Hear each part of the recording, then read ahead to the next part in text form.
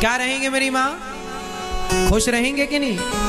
थोड़ा खुश रहा करो, पति के संग हंसते मुस्कुराते, हर बात में गुस्सा ना हुआ करो। आज पति ने कुछ बोल लिया तो भी खुश रहो, गुस्सा होके भी क्या पालोगी या क्या पालोगे तुम? थोड़ा हंसो, पत्नी को गुस्सा आए ना तो थोड़ा हंसो, गुस्सा चला जाएगा। उसको भी गुस्सा होने दो, देखो जरा गुस्से में उसकी फोटो खींच के दिखाओ, देखो ऐसी लग रही हो तुम। पत्नी गुस्सा होए, एक बार पत्नी ने बोल दिया तुम जानवर हो एक नंबर के। आप लोग अपने पति को जानवर बोलती हैं? नहीं, आज बोलना जानवर। फिर पति बोलेगा, क्या बोलेगा?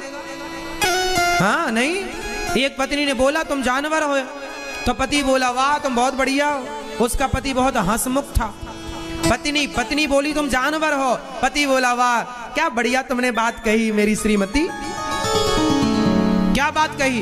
तुम एक नंबर के जानवर हो। हाँ हाँ, तुम हमारी जान, हम तुम्हारे वर, बराबर जानवर। तुम हमारी कौन? जान, और हम तुम्हारे कौन? वर, बराबर। क्या हुआ?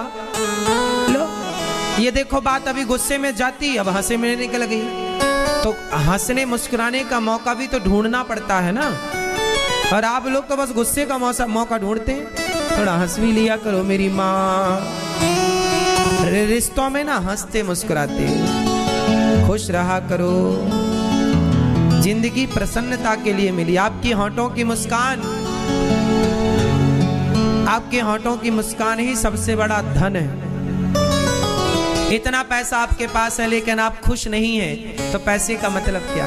और आपके पास पैसे कम हैं लेकिन आप बहुत खुश हैं, तो आप सबसे बड़े अमीर हैं, क्योंकि आपके पास हंसी की दौलत है, आप मुस्कुराते, आप खुश हैं। अरे इतना कुछ खुशी के लिए होता और आप खुशी नहीं है।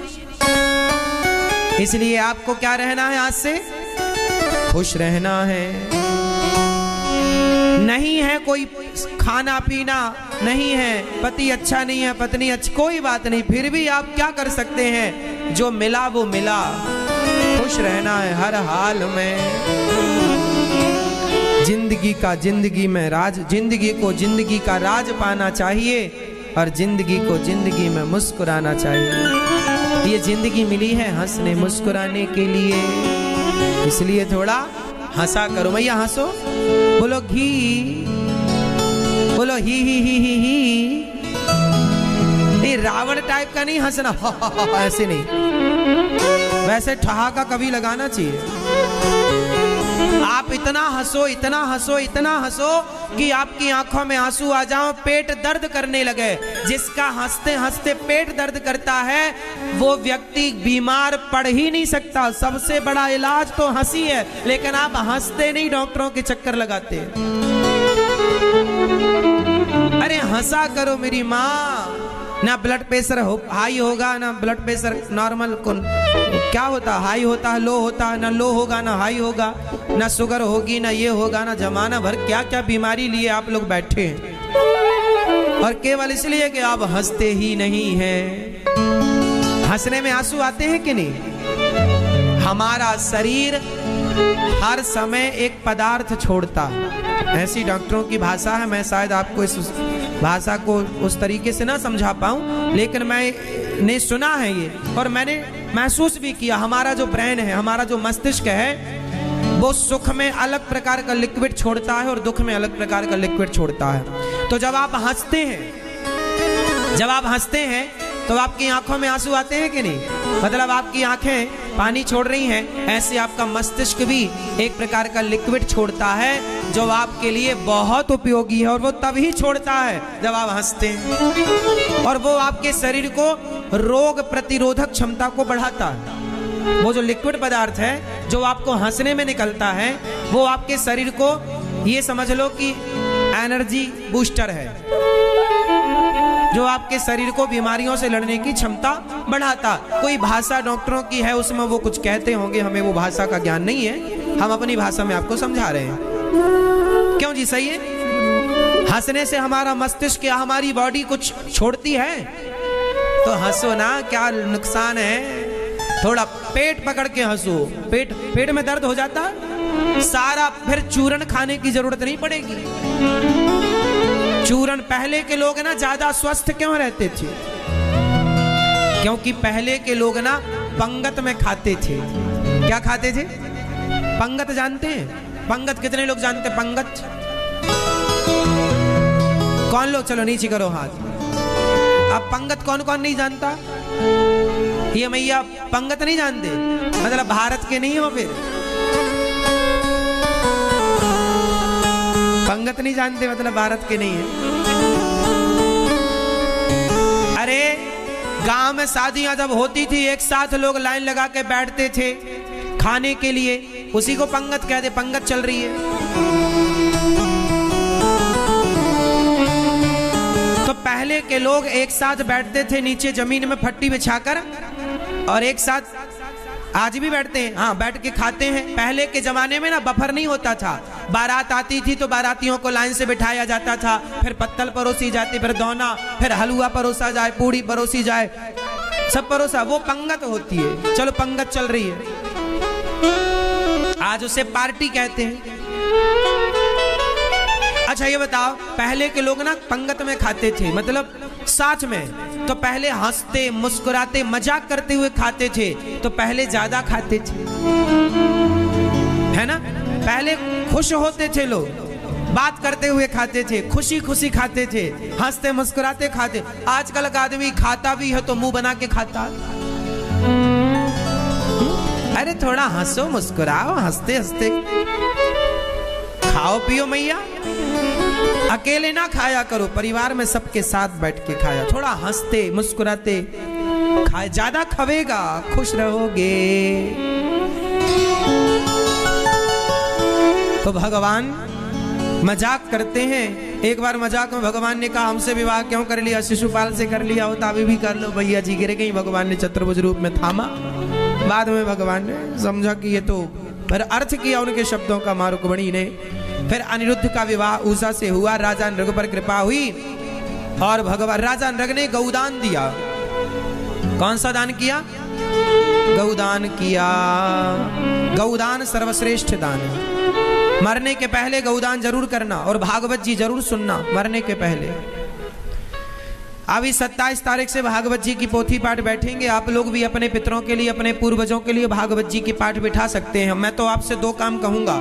मरने के पहले दान, अन्नदान, गौदान इत्यादि कर लेना, और भागवत जी जरूर सुनना। मरने के बाद बच्चे सुनवाएं, आपको ना सुनवाएं। अपना करके मरोगे तो नरक में नहीं जाना पड़ेगा, दुर्गति नहीं होगी, अपने पुण्य से अपना उद्धार हो जाएगा। वरना बच्चों के नाम पर बैठना पड़ेगा, बेटा पिंडदान करो तब तो हमारा उद्धार हो। यदि आप पुण्य करके मरते हैं तो आपको किसी पिंड की जरूरत नहीं पड़ती, आपका अपने पुण्य से ही उद्धार हो जाएगा। तो आप लोगों ने यहाँ के लिए तो सारी तैयारियां कर ली है। रहने के लिए घर बना लिया, चलने के लिए गाड़ियां ले ली, पहनने के लिए बढ़िया कपड़े आपके घर में लटक रहे हैं। अब थोड़ा वहां के लिए कुछ प्लान कर लो, एक आध झोपड़ी ओपड़ी वहां के लिए बनवाओ, वहां भी तो कुछ मिले रहने को, है ना मेरी माँ? हाँ, क्योंकि जाना तो है ना। ऐसा तो नहीं कि आप यहीं सदा रहोगी या रहोगे। तो थोड़ी तैयारी में लगाओ। आप लोग वृंदावन आए हैं ना, तो इतना बड़ा सूटकेस लेके आए हैं, गुझिया लड़ुआ ये सब लेके आए हैं। हाँ चलो, पता नहीं वहां खाने मिलता है नहीं मिलता। इतने सारे आप कपड़े लेकर आए हैं, इतने सारा खाना पीना नमकीन सब लेकर आए हैं। आप लोग इतना लेकर आए हैं कि 7 दिन बाद भी इतना बचा है आपका, खा नहीं पाए आप लोग। सोचो कि 7 दिन के लिए आए थे तो इतना बड़ा बड़ा सूटकेस लाए हो। जहां सदा के लिए जाना है वहां का भी कोई सूटकेस तैयार है कि नहीं? वहां की भी तो तैयारी कर लो, जाना पड़ेगा। अभी से पैक करना। 7 दिन के लिए आए हो तो 1 महीना पहले से आप लोगों की तैयारियां चालू हो गई थी। तो जहां सदा के लिए जाना है वहां की तैयारियां तो अभी से करना समझदारी है, शुरू करो। हमारी तैयारी तो शुरू भी हो गई। हाँ, हमारी पैकिंग तो पूरी है। कभी भी भगवान कहे चलो अनिरुद्धाचार्य आओ, चलो प्रभु चलो, अपनी तो पूरी तैयारी है। तेरा क्या होगा रे कालिया।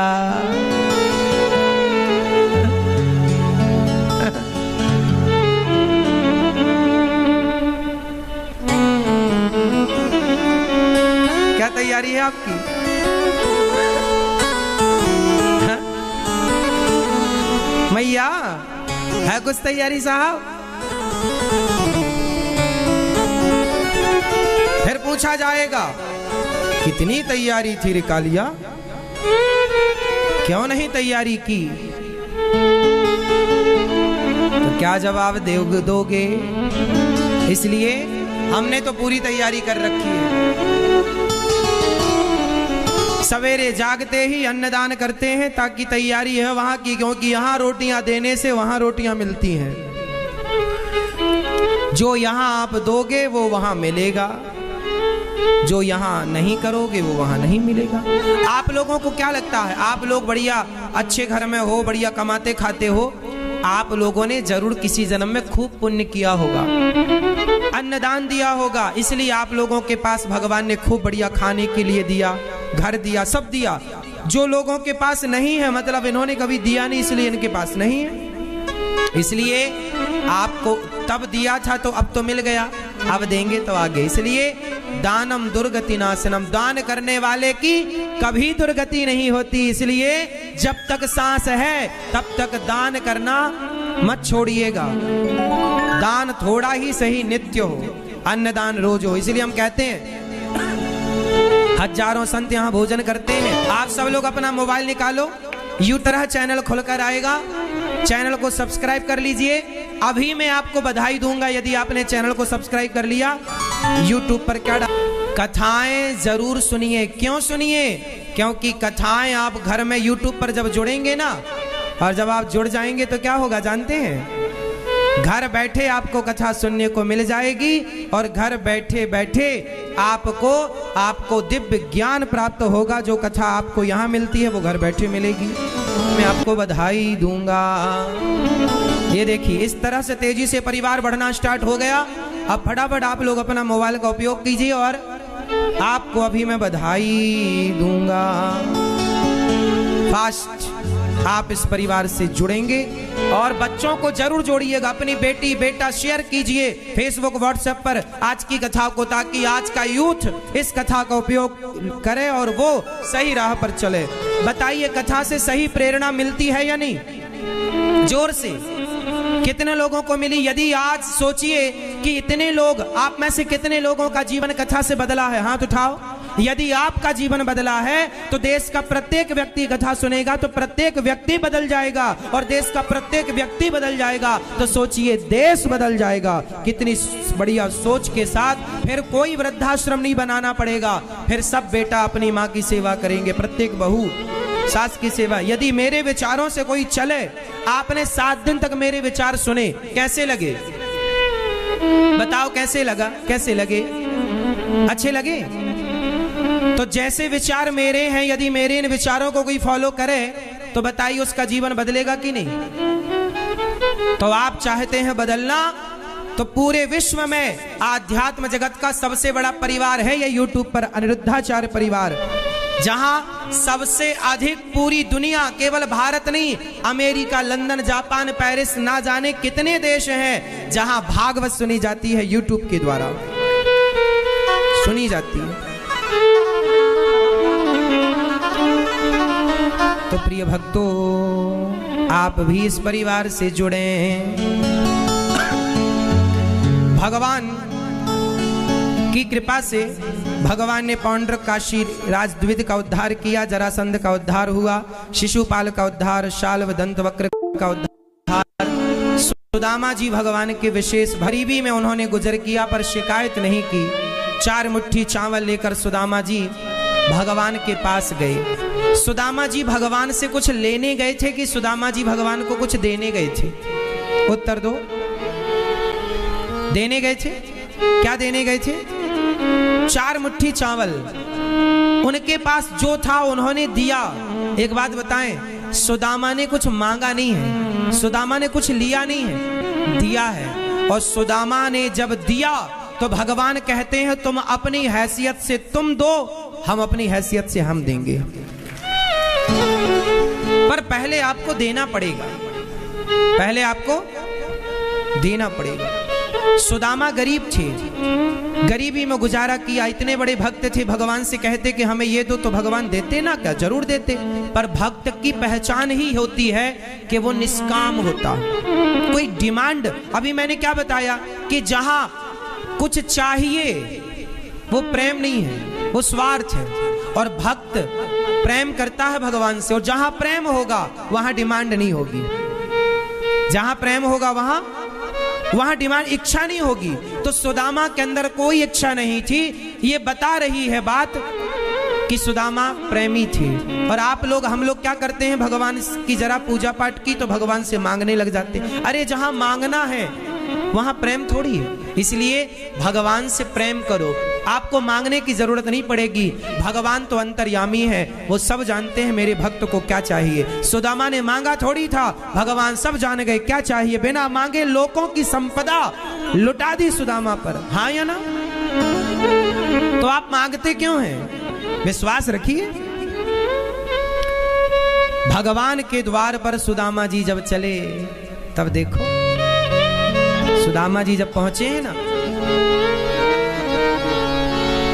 4 मुट्ठी चावल लिए हैं, द्वार पर खड़े हैं और द्वारपालों से कह रहे हैं, भैया जाकर मित्र से कह दो कि बचपन का सखा आया है। द्वारपाल ने जाकर कहा, शीश पगाना जगा तन में, आही जाने को आही बस के ही गावा। टूटी फटी सी लटी दुपटियर, पाए हो पासन की नहीं सामा। द्वारे खड़ो ध्वज दुर्बल एक, रहो चकी सो वसुधा फिरामा। पूछत दीन दयाल को